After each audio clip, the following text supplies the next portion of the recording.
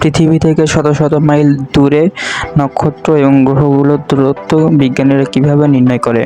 আপনি কি কখনো এগুলো ভেবে দেখেছেন?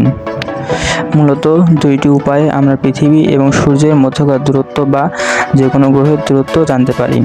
প্রথমটি হলো প্যারাল্যাক্স, যেটা অনেক পুরনো একটা সিস্টেম। আর দ্বিতীয়টি হলো রাডার টেকনোলজি। বর্তমানে রাডার টেকনোলজি দ্বারাই বিভিন্ন গ্রহের দূরত্ব বা পৃথিবী এবং সূর্যের মধ্যকার দূরত্ব নির্ণয় করা হয়ে থাকে। আজকের আধুনিক বিজ্ঞানীদের কাছে গ্রহের দূরত্ব জানা অনেক সহজ হয়ে গেছে। এখনকার যুগে রাডার টেকনোলজি ব্যবহার করে বিজ্ঞানীরা যে গ্রহের দূরত্ব জানতে চান সেই গ্রহের সিগন্যাল প্রেরণ করে এবং এই সিগন্যালের গতি আলোর গতির সমান হয়ে থাকে এবং এই সিগন্যালটি গ্রহে যেতে এবং ফিরে আসতে যতটুকু সময় লাগে সেই সময়টাকে ক্যালকুলেট করার মাধ্যমে আজকের আধুনিক বিজ্ঞান গ্রহের দূরত্ব জানতে সক্ষম হয়ে যান। ভিডিওটি ভালো লাগলে লাইক করতে পারেন এবং এমনই আনকমন ইন্টারেস্টিং ভিডিও পেতে চ্যানেলটি সাবস্ক্রাইব করে আমাদের পাশেই থাকতে পারেন আর কমেন্ট করে জানাতে পারেন ভিডিওটি আপনার কেমন লাগলো।